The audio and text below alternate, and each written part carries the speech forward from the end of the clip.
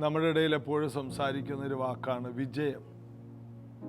വിജയം എന്നത് വേദപുസ്തക അടിസ്ഥാനത്തിൽ ചിന്തിച്ചാൽ ദൈവമക്കളുടെ അവകാശമാണത്.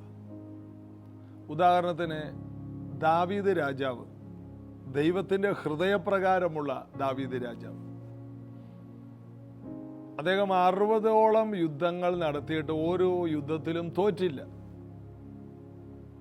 കാരണം യുദ്ധം ദാവീദിൻ്റെ അല്ലെന്ന് ദാവീദ് അങ്ങോട്ട് പറഞ്ഞു. യുദ്ധം മുഴുവൻ ദൈവത്തിൻ്റെതാണ്, ദൈവം തോക്കില്ല. അവൻ്റെ യുദ്ധമൊക്കെ ദൈവത്തിൻ്റെ യുദ്ധമെന്ന് പറഞ്ഞു. അങ്ങനെ പറയുന്ന ഒരു വ്യക്തിക്ക് പിന്നെ തോൽക്കാൻ കഴിയില്ല. നമ്മെ മുഴുവനും ദൈവത്തിന് കൊടുക്കുകയാണ്. ഒരു യുദ്ധത്തിൻ്റെ ജയം ദൈവത്തിൻ്റെ ജയമായി, നമ്മുടെ ജയമായി കൂട്ടാതിരുന്നാൽ മതി. നാം ജയിച്ചു എന്ന് പറയാതിരുന്നാൽ മതി. യുദ്ധവീരനായ യഹോവ എന്നാണ് പഴയ നിയമത്തിൽ പറയുന്നത്. ദൈവം അവർക്ക് വേണ്ടി ഇറങ്ങിച്ചെന്ന് യുദ്ധം ചെയ്തു എന്ന് 2 ദിനവൃത്താന്തം 20 നമ്മൾ കാണും. ശമൂവേലിൻ്റെ കാലത്ത് ശമൂവേലിന് വേണ്ടി ദൈവം യുദ്ധം ചെയ്തു. യഹോവ എബെനേസർ എന്ന് ആ യുദ്ധത്തിൻ്റെ ജയത്തിന് പേരിട്ടു. ജയത്തിനൊക്കെ ഒരു പേരുണ്ട്. യഹോവ നിസി, യഹോവ എൻ്റെ ജയക്കൊടി. ഏറ്റവും വലിയ ജയം എന്ന് പറയുന്നത് കാൽവരി ക്രൂശിലെ ജയമാണ്. വാഴ്ചകളെ, അധികാരങ്ങളെ, ആയുധവർഗം വെപ്പിച്ച് ക്രൂശിന്മേൽ ജയോത്സവം കൊണ്ടാടി. വിജയം എന്നുള്ളത് നമ്മുടെ ജീവിത ശൈലിയാണ്. അത് ഇടയ്ക്കുള്ള കാര്യമല്ല. നാം ജയിച്ചേ തീരൂ. തോൽവി നമുക്കുള്ളതല്ല. തോൽവി എന്ന് പറയുന്നത് പിശാചിൻ്റെതാണ്. അവൻ തോറ്റവനാണ്, അവൻ വെട്ടേറ്റ് നിലത്ത് വീണവനാണ്, അവൻ പരാജയപ്പെട്ടവനാണ്. എന്നാൽ യേശു ക്രിസ്തുവിൽ വിശ്വസിക്കുന്ന ഒരു വ്യക്തിക്ക് തോൽക്കാനുള്ള സാധ്യതകളില്ല. കാരണം നാം ക്രിസ്തുവിലാണ്, നാം പുതിയ സൃഷ്ടിയാണ്. പരാജയങ്ങൾ കഴിഞ്ഞുപോയി. നാം പോകുന്നിടത്തെല്ലാം എല്ലായിടത്തും ഞങ്ങളെ ജയോത്സവമായി നടത്തുന്നു എന്ന് പൗലോസ് പിന്നത്തേതിലൂടെ പറയുന്നു. എവിടെ പോയാലും ജയം, എപ്പോഴും ജയം, ഏത് നേരത്തും ജയം, രാത്രിയും പകലും ജയം, എല്ലാ കാലത്തും ജയം. ഇതാണ് ക്രിസ്തീയ ജീവിതം. യേശുവിൽ ജീവിക്കുന്ന ഒരു വ്യക്തിക്ക് എവിടെയും ജയമാണ്. ജയത്തിന് താഴെ ഒന്നും ചിന്തിക്കേണ്ട, ജയത്തിന് താഴെ ഒന്നും അനുവദിച്ചും കൊടുക്കരുത്. ജയിക്കുക. എല്ലാം, ജീവിതം ജയിക്കണം, കുടുംബജീവിതം ജയിക്കണം, ബിസിനസ്, ജോലി, ശുശ്രൂഷ, യാത്ര, എല്ലാത്തിലും നമുക്ക് വലിയ ജയങ്ങൾ നമ്മൾ പിടിക്കണം. കർത്താവ് അതിനുള്ള കൃപ തരും. ചേർന്ന് പാടി യേശുവിനെ ആരാധിക്കാം.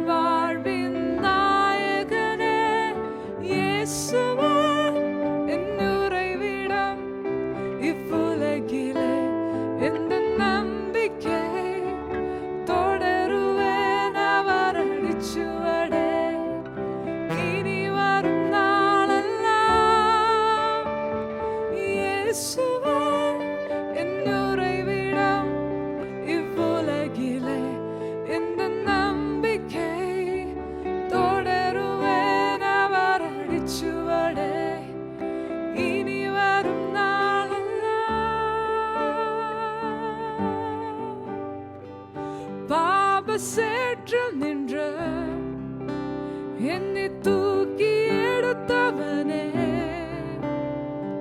சாபங்கள் போக்கி புது வாழ்வு தந்தவரே, பாவ சேற்றில் நின்ற என்னை தூக்கி எடுத்தவரே, சாபங்கள் போக்கி புது வாழ்வு தந்தவரே, நான் உம்மை பாடாமல் என்ன செய்வேன்? ஜீவனும் அனைவரே, நான் உம்மை தேடாமல் வேறெங்கு செல்வேன்? என் வாழ்வின் நாயகனே இயேசுவே, என் உறைவிடம் இவ்வுலகிலே, எந்த நம்பிக்கை தொடருவேன் அவர் அடிச்சுவடே. இனி வரும் நாளெல்லாம் இயேசுவே, என் உறைவிடம் இவ்வுலகிலே, எந்த நம்பிக்கை தொடருவேன் அவர் அடிச்சுவடே. இனி வரும் நாளெல்லாம் இயேசுவே, என் உறைவிடம் இவ்வுலகிலே, எந்த நம்பிக்கை தொடருவேன் அவர் அடிச்சுவடே. இனி வரும் നാളെല്ലാം.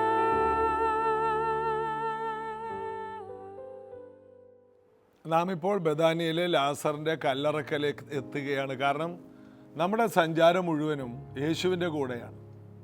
Jesus every day. യേശു എവിടെ പോകുന്ന അവിടെയെല്ലാം നമ്മളും ഉണ്ട്. എത്ര ദിവസമായി നമ്മൾ ഒരുമിച്ച് യേശുവിൻ്റെ ഒപ്പം സഞ്ചരിക്കുന്നു. യേശു ബഥാനിയിലെത്തി, നമ്മളും ബഥാനിയിലുണ്ട്. യേശു ലാസറിൻ്റെ വീട്ടിൽ പോയി, നമ്മളും പോയി. യേശുവിൻ്റെ കാൽക്കൽ മറിയിരുന്നു, നമ്മളും ഓടിയിരുന്നു. ഇടക്കിടക്ക് മാർത്താടുക്കളയിൽ നിന്ന് വന്ന് എന്തെങ്കിലുമൊക്കെ പറയുന്നതൊക്കെ നമ്മൾ കാണുന്നുണ്ട്. എന്നാൽ നല്ല അംശം തിരഞ്ഞെടുത്ത് നമ്മൾ മറിയയുടെ കൂടെ ഉണ്ടെന്ന് ഞങ്ങൾ വിശ്വസിക്കുക. മാർത്തയെ പോലെ നമ്മൾ ഒരിക്കലും പിറുപിറുക്കുന്നവരാകരുത്, ഭാരം ചുമക്കുന്നവരാകരുത്. ഫ്രീ ആകുക, സ്വസ്ഥമായി കർത്താവിൻ്റെ പാദപീഠത്തിലിരിക്കുക. പഴയത് ഓർത്ത്, നഷ്ടങ്ങൾ ഓർത്ത്, സംഭവിച്ചത് ഓർത്ത് ആരും സഹായിക്കാനില്ല, ഈ വക പരാതികളെല്ലാം കളഞ്ഞ് ഫ്രീ ആകുക. ദൈവ സാന്നിധ്യത്തിലിരിക്കാൻ, സ്വസ്ഥമായിരിക്കാൻ പരിശീലിക്കുക. ഇപ്പോൾ നമ്മൾ യേശുവിൻ്റെ ഒപ്പം ശിഷ്യന്മാരും ഉണ്ട്. അവരുടെ ഒപ്പം നമ്മളിപ്പോൾ ലാസറിൻ്റെ കല്ലറയുടെ അടുക്കലേക്ക് പോവുകയാണ്. ശിഷ്യന്മാർ പറയുന്നത് നമുക്ക് ചാകാനായിട്ട് പോകാം, യേശുവിൻ്റെ കൂടെ മരിക്കാം. യേശു ഇതോടെ മരിക്കുകയാണ്. കാരണം യഹൂദന്മാർ കല്ലെറിഞ്ഞ് യേശുവിനെ കൊല്ലും, നമ്മളും അതോടെ ചാകും. എന്നാൽ യേശു പോകുന്നത് ചാകാനല്ല. യേശുവിൻ്റെ യാത്രയിൽ യേശുവിനൊരു ഉദ്ദേശമാണ്. അതാണ് നമ്മൾ വീണ്ടും 17-ാം വാക്യത്തിൽ നമ്മൾ കാണുന്നത്. യോഹന്നാൻ 11:17. യേശു അവിടെ എത്തിയപ്പോൾ അവനെ കല്ലറയിൽ വെച്ചിട്ട് 4 ദിവസമായി എന്ന് അറിഞ്ഞു. യേശുവിന് ഇതൊന്നും നേരത്തെ അറിയണമെന്ന് നിർബന്ധമൊന്നുമില്ല. കാരണം രോഗമാണെങ്കിലും യേശു സൗഖ്യമാക്കും. രോഗം കൂടിയാലും വെന്റിലേറ്ററിൽ പോയാലും യേശു സൗഖ്യമാക്കും. ഇനി മരിച്ചാലും യേശു സൗഖ്യമാക്കും. മരിച്ച് 3 or 4 ആയാലും 40 ആയാലും യേശു സൗഖ്യമാക്കും. അസ്ഥി താഴ്വരയെ സൈന്യ താഴ്വരയാക്കുന്ന ദർശനം യെഹെസ്കേലിന് കൊടുത്തത് യേശുവാണ്.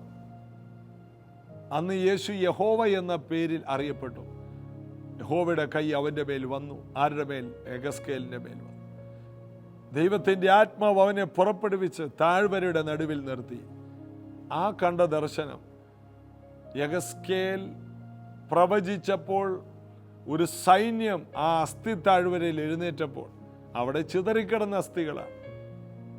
അപ്പോൾ എത്രയോ മാസങ്ങൾ പഴക്കമുള്ള, എത്രയോ വർഷങ്ങൾ പഴക്കമുള്ള അസ്ഥികളാണ് അവിടെ കിടക്കുന്നത്. എല്ലാം ദ്രവിച്ച് തീരാറായ അസ്ഥികളാണ്. എന്നാൽ ദൈവത്തിൻ്റെ വചനം അവിടെ വ്യാപരിച്ചപ്പോൾ ഇതെല്ലാം എഴുന്നേറ്റ് വന്നു. ശ്വാസം അവിടെ ഇല്ലായിരുന്നു. ശ്വാസത്തെ ജീവനെ വിളിച്ചു. ശ്വാസം അവരിൽ വന്നവർ ജീവിച്ചൊരു വലിയ സൈന്യമായി. എന്നിട്ട് ആ ദർശനത്തിൻ്റെ വ്യാഖ്യാനം, ഞാൻ നിങ്ങളുടെ ശവക്കുഴി തോണ്ടി നിങ്ങളെ അതിൽ നിന്ന് ഞാൻ പുറത്തു കൊണ്ടുവരുമെന്ന് അവിടെ യെഹെസ്കേൽ പ്രവചനത്തിൽ നമ്മൾ കാണുന്നു. ഇനി വേണമെങ്കിൽ ഞാൻ ആ വാക്യം നിങ്ങൾക്ക് വേണ്ടി ഒന്ന് എടുക്കാം. യെഹെസ്കേൽ പ്രവചനം 37-ാം അധ്യായം, അതിൻ്റെ 1 തൊട്ട് 10 വരെയാണ് നമ്മൾ ആദ്യത്തെ ആ ഭാഗം വായിച്ചത്. അവർ ജീവിച്ച് ഏറ്റവും വലിയ സൈന്യമായി നിവർന്ന് നിന്നു. എന്നാൽ 11 മുതൽ വായിക്കുമ്പോൾ, പിന്നെ അവൻ എന്നോട് അരുളി ചെയ്ത്, മനുഷ്യപുത്ര, ഈ അസ്ഥികൾ ഇസ്രായേൽ ഗൃഹമൊക്കെയുമാകുന്നു. ഞങ്ങൾ അസ്ഥികൾ ഉണങ്ങി, ഞങ്ങളുടെ പ്രത്യാശയ്ക്ക് ഭംഗം വന്നു, ഞങ്ങൾ തീരെ മുടിഞ്ഞിരിക്കുന്നു എന്ന് അവർ പറയുന്നു. നീ പ്രവചിച്ച് അവരോട് പറയേണ്ടത്, യഹോവയായ കർത്താവ് ഇപ്രകാരം അരുളി ചെയ്യുന്നു, എൻ്റെ ജനമേ, ഞാൻ നിങ്ങളുടെ ശവക്കുഴി തുറന്ന് നിങ്ങളെ ശവക്കുഴിയിൽ നിന്ന് കയറ്റി ഇസ്രായേൽ ദേശത്തേക്ക് കൊണ്ടുപോകും. അങ്ങനെ എൻ്റെ ജനമേ, ഞാൻ നിങ്ങളുടെ ശവക്കുഴി തുറന്ന് നിങ്ങളെ ശവക്കുഴിയിൽ നിന്ന് കയറ്റുമ്പോൾ ഞാൻ യഹോവ എന്ന് നിങ്ങൾ അറിയും. നിങ്ങൾ ജീവിക്കേണ്ടതിന് ഞാൻ എൻ്റെ ആത്മാവിനെ നിങ്ങളിൽ ആക്കും. ഞാൻ നിങ്ങളെ സ്വദേശത്ത് പാർപ്പിക്കും. യഹോവയായി ഞാൻ അരുളി ചെയ്തത് നിവർത്തിച്ച് മിരിക്കുന്നു എന്ന് നിങ്ങൾ അറിയും എന്ന് യഹോവയുടെ അരുളപ്പാട്. ഇത് തന്നെയാണ്. ആ യഹോവയാം ദൈവമാണ് ജഡമായി തീർന്നു, കൃപയും സത്യവും നിറഞ്ഞവനായി ഇവരുടെ ഇടയിൽ പാർത്തത്. ഈ രക്ഷകനാണ് ഇപ്പോൾ ലാസറിൻ്റെ കല്ലറയിലെ അടുക്കലേക്ക് പോകുന്നത്. അവിടെ 4 ദിവസമായി എന്നുള്ളത് യേശുവിനൊരു വിഷയമല്ല. നമ്മളതിനെ വലുതായി കാണുന്നത് നമുക്ക് വേദപുസ്തകം അറിയാൻ പാടില്ലാത്തത് കൊണ്ടാണ്. ബൈബിൾ അറിയാവുന്ന ഒരു വ്യക്തിക്ക് അറിയാം, ദൈവത്തിന് ഇതൊരു അസാധ്യമല്ല. എന്നാൽ ബൈബിൾ അറിയാവുന്ന എത്രയോ പേര് നെഗറ്റീവ് പറഞ്ഞു. സക്കറിയ പുരോഹിതൻ്റെ അത്രയും അറിവ് മറിയക്കുണ്ടോ? ഇല്ല. സക്കറിയ പുരോഹിതനോട് ദൂതൻ ഇറങ്ങി വന്ന് പറഞ്ഞു, സക്കറിയാവേ, നിന്റെ പ്രാർത്ഥനയ്ക്ക് ഉത്തരമായി. നിന്റെ ഭാര്യ എലിസബത്ത് ഒരു മോനെ പ്രസവിക്കും, അവന് യോഹന്നാൻ എന്ന് പേരിടണം. അവൻ കർത്താവിനെ വഴിയൊരുക്കുന്നവനാകും, അവൻ കർത്താവിൻ്റെ സന്നിധിയിൽ വലിയവനാകും. അപ്പോൾ സക്കറിയാവ് അതിനെ നേരെ വിപരീതമാക്കാ പറഞ്ഞു. ഞാനിത് എങ്ങനെ അറിയാൻ? ഞാൻ വൃദ്ധൻ, എൻ്റെ ഭാര്യ വയസ്സ് ചെന്നവരോ. അപ്പോൾ നല്ല ദൈവവചനം അറിയുന്നവർ പോലും ദൈവത്തിൻ്റെ അത്ഭുതങ്ങൾ വിശ്വസിച്ചില്ല എന്ന് പറയുമ്പോൾ, അതും ദേവാലയത്തിൽ എപ്പോഴും കയറി ഇറങ്ങാൻ അവകാശമുള്ള സക്കറിയാവ്, ജനങ്ങളെല്ലാം അവൻ്റെ വായിൽ നിന്നൊരു വാക്കിനെ കാത്തിരിക്കുന്നു. ഇങ്ങനെയുള്ള വ്യക്തികൾ നെഗറ്റീവ് പറഞ്ഞാൽ എങ്ങനെയുണ്ടാകും? ഇന്ന് സമൂഹത്തിൽ ഇന്ന് കാണുന്ന പല ദൈവദാസന്മാരും അവരുടെ വായിൽ നിന്നും ഒരു വാക്യം കാത്ത്, ഒരു വചനം കാത്ത് ജനങ്ങൾ കാത്തിരിക്കുമ്പോൾ അവരെഴുന്നേറ്റ് നിന്ന് പറയുന്നത് നെഗറ്റീവാണ്. ഇത് നടക്കാൻ പോകുന്നില്ല, ഇതെല്ലാം ചുമ്മാതാണ്, ഇതെല്ലാം കുറേ കള്ളപ്രവാചകന്മാർ ഇറങ്ങിയതാണ്, അത്ഭുതങ്ങളൊന്നും ഇങ്ങനെയല്ല, ഇതിനെല്ലാം വേറെ വ്യാഖ്യാനങ്ങൾ കൊടുത്ത് മൂലഭാഷയിൽ അങ്ങനെയല്ല എന്ന് പറഞ്ഞ് അത്ഭുതങ്ങളെ തടയുന്ന ദൈവവചനം വിശ്വസിക്കാത്തവർ അന്നുമുണ്ട്, ഇന്നുമുണ്ട്, എന്നുമുണ്ടായിരിക്കും. ഇതിനിടയിലാണ് തങ്ങളുടെ ദൈവത്തെ അറിയുന്ന ജനം ഉറച്ചു നിന്ന് വീര്യം പ്രവർത്തിക്കും. കൂടെ കൂടിയിരിക്കുന്ന ശിഷ്യന്മാരെ ഗതി എന്താ? അവർ ചാകുമെന്നും പറഞ്ഞാണ് ഇറങ്ങിയേക്കുന്നത്. ഇവിടെ എല്ലാം നെഗറ്റീവിൻ്റെ ഒരു സമൂഹത്തിന് നടുവിലാണ് യേശു മാത്രം വിശ്വാസം പറയുന്നത്. യേശുവിൻ്റെ വിജയമെന്ന് പറയുന്നത് എവിടെയും വിശ്വാസമാണ്. യേശു കാണുന്നത് പോസിറ്റീവായിട്ടാണ്. എൻ്റെ പിതാവ് ഇന്ന് വരെയും പ്രവർത്തിക്കുന്നു, ഞാനും പ്രവർത്തിക്കുന്നു. എൻ്റെ പിതാവ് മരിച്ചവരെ ഉയർപ്പിക്കുന്നു, ഞാനും മരിച്ചവരെ ഉയർപ്പിക്കുന്നു. എൻ്റെ പിതാവ് കാണിച്ചു തരുന്നതല്ലാതെ സ്വതമായ ഒന്നും ചെയ്യാൻ എനിക്ക് കഴിവില്ല. ഞാൻ എൻ്റെ പിതാവിൽ നിന്ന് കേൾക്കുന്നത് പോലെ സംസാരിക്കുന്നു. ഓരോരുത്തർ സ്വന്തം നാമത്തിൽ വന്നാൽ അവരെ എല്ലാവരും കൈക്കൊള്ളുന്നു. എന്നാൽ ഞാൻ എൻ്റെ പിതാവിൻ്റെ നാമത്തിലാണ് വരുന്നത്.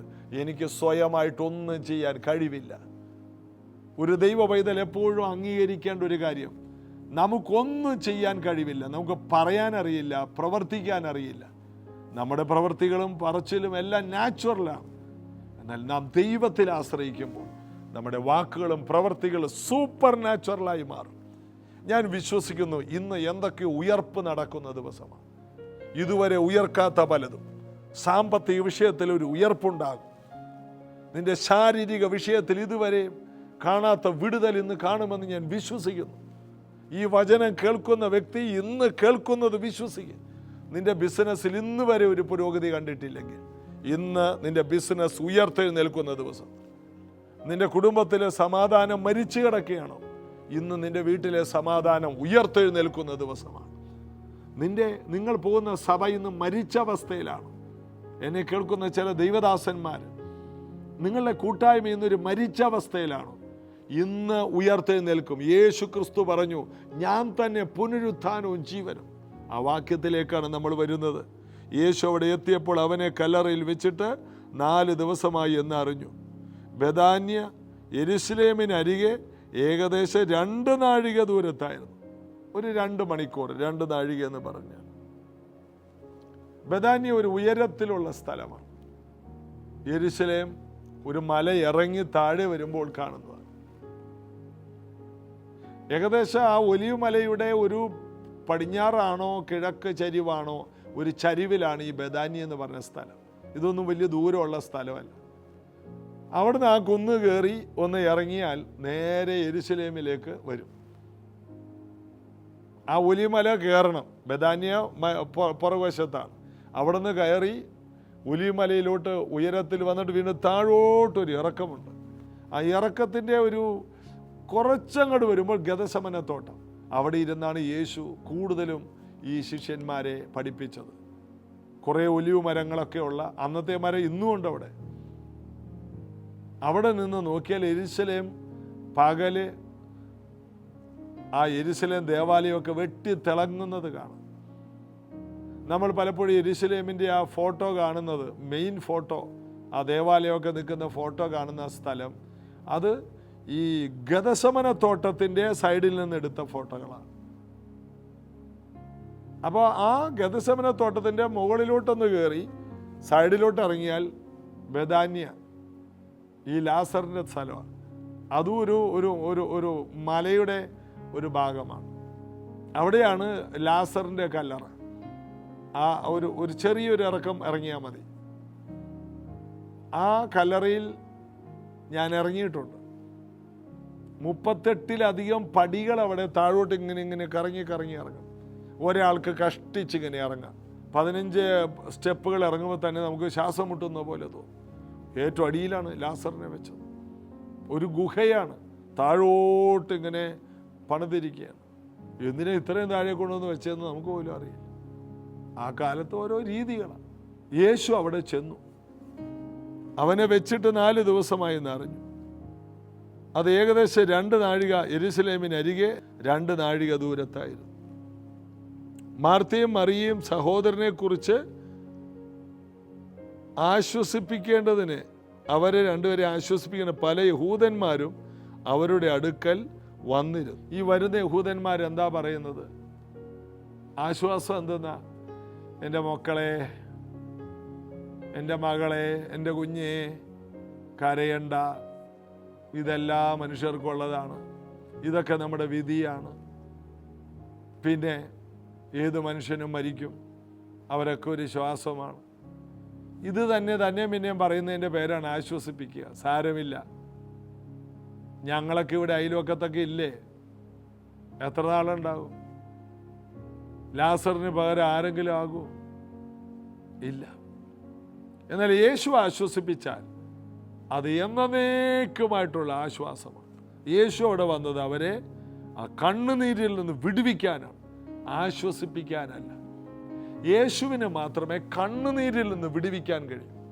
യേശു വരുന്നത് പോട്ടെ, സാരമില്ല, ഇതൊക്കെ മനുഷ്യ ജീവിതത്തിൽ സഹജമാണ് എന്ന് പറയുന്ന ഒരു പരിപാടിയില്ല. യേശു വന്നോ അവിടെ അത്ഭുതം നടന്നിരിക്കും.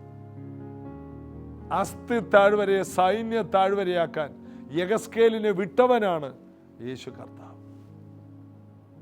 ഞാൻ നിങ്ങളെ ശവക്കുഴി തോണ്ടി തുറന്ന് ഞാൻ നിങ്ങളെ അതിൽ നിന്ന് പുറത്തു കൊണ്ടുവരുമെന്ന് സർവ്വ ഇസ്രായേലിനോടും പറഞ്ഞ പരിശുദ്ധാത്മാവ്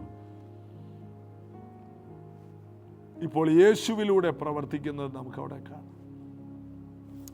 അവിടെ അടുത്ത വാക്യം 20-ാം വാക്യത്തിലോട്ട് വന്നപ്പോൾ, യേശു വരുന്നു എന്ന് കേട്ടിട്ട് മാർത്ത അവനെ എതിരേൽപ്പാൻ ചെന്നു. മറിയോ വീട്ടിലിരുന്നു. മാർത്ത യേശുവിനോട്, കർത്താവേ, നീ ഇവിടെ ഉണ്ടായിരുന്നെങ്കിൽ എൻ്റെ സഹോദരൻ മരിക്കില്ല. അത് വേറൊരു കാര്യം. യേശു അവിടെ ഉണ്ടായിരുന്നെങ്കിൽ സഹോദരൻ മരിക്കില്ല. യേശു ഉണ്ടോ അവിടെ മരണത്തിന് നിൽക്കാൻ കഴിയില്ല. ഇത് ഇവർക്കറിയാം. നീ ഇവിടെ ഉണ്ടായിരുന്നെങ്കിൽ എൻ്റെ സഹോദരൻ മരിക്കില്ല. കാരണം മരണം, രോഗം, ശാപം, അസ്വസ്ഥതകൾ, ദാരിദ്ര്യം, ഇരുട്ട്, കലഹം, പാപം, ഇതിനൊന്നും യേശു ഉള്ളിടത്ത് നിൽക്കാൻ കഴിയില്ല. നീ ഇവിടെ ഉണ്ടായിരുന്നെങ്കിൽ എൻ്റെ സഹോദരൻ മരിക്കില്ല. ഈ സത്യത്തിലേക്ക് ഒരു ദൈവ പൈതൽ കടന്നു വരണം. കർത്താവ് നീ ഉണ്ടെങ്കിൽ ഇത് അടുക്കുകയില്ല. അപ്പോൾ പല ഇടങ്ങളിലും ഇന്ന് നേരിടുന്ന ഈ നെഗറ്റീവായിട്ടുള്ള എല്ലാ അസ്വസ്ഥതകളുടെ കാര്യം ദൈവസാന്നിധ്യം ഇല്ലാഞ്ഞിട്ടാണ്. നീ ഇവിടെ ഉണ്ടായിരുന്നെങ്കിൽ ഇതിവിടെ സംഭവിക്കില്ല. നമ്മളിവിടെ നിർത്തി പ്രാർത്ഥിക്കാൻ പോവുകയാണ്. യേശു ഉണ്ടോ അവിടെ ഒരു നെഗറ്റീവിനും, ഒരസ്വസ്ഥതയ്ക്കും, ഒരു മരണത്തിനും, ഒരു ദാരിദ്ര്യത്തിനും, ഒരു കലഹത്തിനും നിൽക്കാൻ കഴിയില്ല. ഞാൻ ഉറപ്പോടെ പറയാം, യേശുവിനെ സ്വീകരിച്ച് യേശുവിൽ നിറഞ്ഞു നിൽക്കാമോ അവിടെ ഒന്നിനും ഒരസ്വസ്ഥതയ്ക്കും അടുക്കാനേ കഴിയില്ല. അവിടെ ബലം, സൗഖ്യം, സമാധാനം, ദൈവകൃപ, പരിശുദ്ധാത്മാവിൻ്റെ ശക്തി, ഇവയ്ക്ക് മാത്രമേ സ്ഥാനമുള്ളൂ. യേശു ഉള്ളിടത്ത് ഒരു നെഗറ്റീവിനും അടുക്കാൻ കഴിയില്ല. അങ്ങനെ വിശ്വസിക്കാൻ നമ്മെ കൂടുതൽ കർത്താവിലോട്ട് ഭരമേൽപ്പിക്കാം. പ്രാർത്ഥിക്കുക. യേശുവേ, ഇന്ന് ഈ തിരുവചനങ്ങളെ കേട്ട ഓരോ വ്യക്തികളുടെ ജീവിതത്തിൽ അസാധാരണമായ വിശ്വാസവും അസാധാരണമായ ധൈര്യവും ഉണ്ടാകും. യേശു ഉള്ളയിടത്ത് ഒരനർത്ഥം വരില്ലെന്ന് തന്നെ ഞങ്ങൾ ഊന്നൽ കൊടുത്ത് ഈ വചനത്തെ പിടിച്ചുകൊണ്ട് ഞങ്ങൾ വിശ്വസിക്കുന്നു.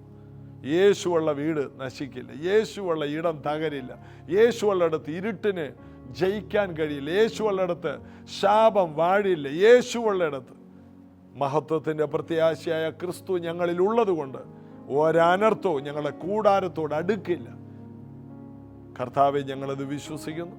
ഇന്നത് കേൾക്കുന്ന ഓരോ വീടുകളിലും ദൈവപ്രവർത്തികൾ ഉണ്ടാകട്ടെ. അനുഗ്രഹിക്കുന്നു.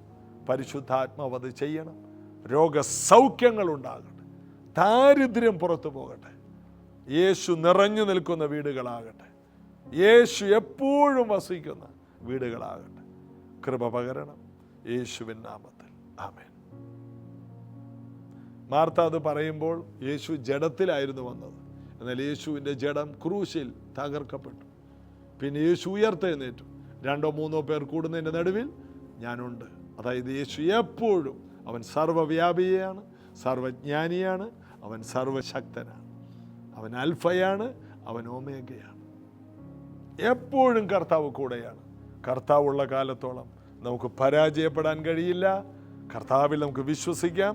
ജീസസ് എവരി ഡേ എന്ന ഈ ചെറിയ പ്രോഗ്രാം അനേകരെ പരിചയപ്പെടുത്തുക. എത്രയോ കുടുംബങ്ങൾ ധൈര്യമുള്ള കുടുംബങ്ങളായി മാറും. അതിൻ്റെ പ്രതിഫലം ദൈവം നിങ്ങൾക്ക് തരട്ടെ. നമുക്ക് ഒരുമിച്ച് ദൈവരാജ്യം പണിയാം. നാളെ ഇതേ സമയത്ത് കാണാം. God bless you.